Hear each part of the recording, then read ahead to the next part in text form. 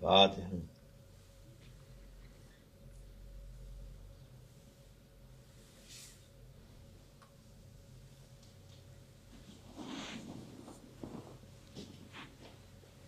بسم الله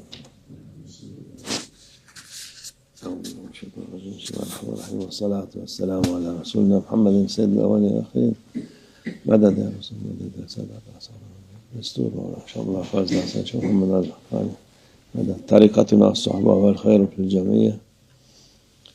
بسم الله الرحمن الرحيم. وقل أعمالوا فسيرى الله عملكم رسوله. صدق الله العظيم. Yaptığınız her şeyi Allah Azze ve Celle görür.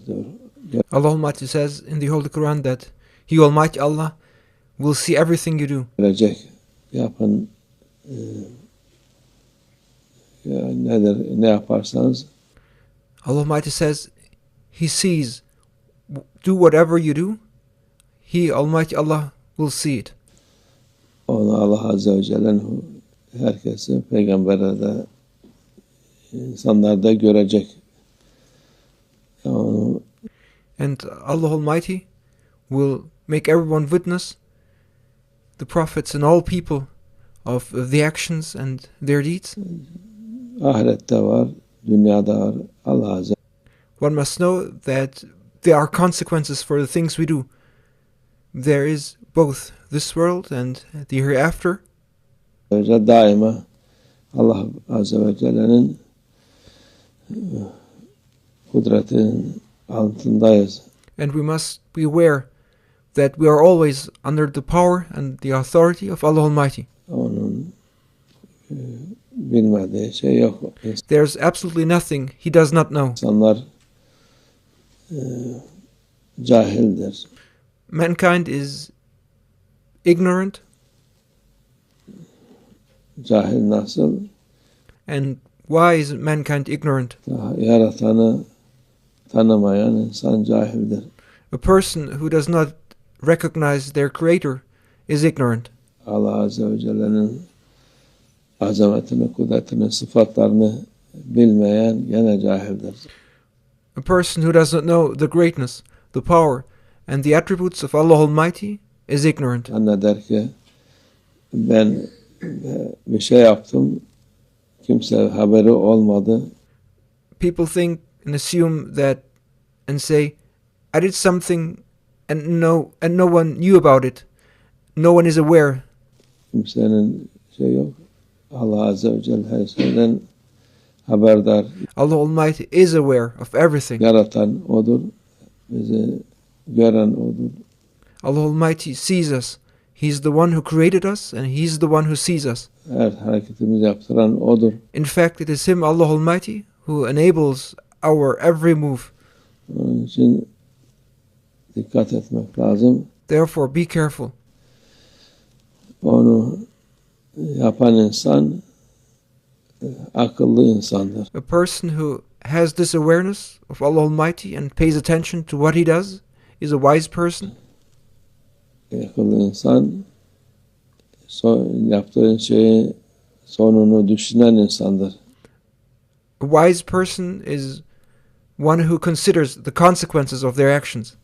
Onu yapmayan, ahiretini düşünmeyen insan akılsızdır demek. A person who fails to consider the consequences of one's actions and does not think about the hereafter is foolish.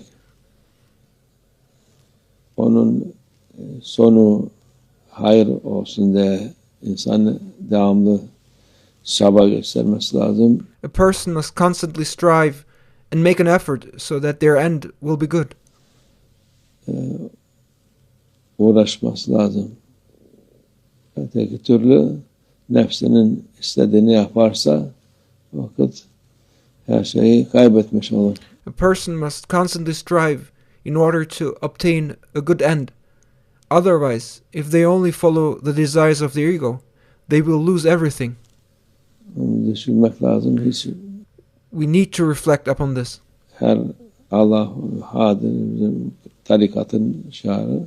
Allah hazır, Allahu naziri, Allahu şahidi. Allah benimle beraberdir. Allah yaptığımı görüyor. Yaptığımıza şahittir Allah Azze ve Celle. The motto of our spiritual path is Allah Almighty is present with me. Allah Almighty is looking at me. Allah is witnessing me. This is the main principle of our tariqah, to be aware and be always aware of the reality that Allah Almighty is with me. Allah Almighty sees what I do. And Allah Almighty is witness to all our actions. Her dakika zikir demek budur. Allah'ı hatırlamak demektir. Allah'la beraber olmak demektir. And this is what constant remembrance, dhikr, means. It means remembering Allah Almighty and being with Him at every moment. Allah inşallah kalbimizden çıkarmaz. May Allah Almighty never remove this awareness from our hearts. An onunla beraber olmak en güzel şeydir. Being with Allah Almighty at every moment is the most beautiful thing. Allah'ı hatırlamak, yaptığın her şey iyi olur o vakit. If you remember Allah Almighty, everything you do will turn out well. Onu hatırlamazsan tabii insan her dakikada yapamaz. Of course, a person might not be able to maintain this awareness every single minute. Yapabildiği kadar onu aklından çıkarmasın. But to the best of their ability, people should never let Allah Almighty slip from their mind. Allah bizi görüyor. Kötülük aman yapmayalım. İyilik yapacaksak Allah bizden razı olur diye onu yapmamız lazım. We must think, Allah is watching us. I must not do evil. But if I do good, Allah Almighty will be pleased with me. And then we must try to act accordingly with that awareness. Bu güzel hayat budur. This is what a beautiful life truly is. İyi hayat budur. This is the good life.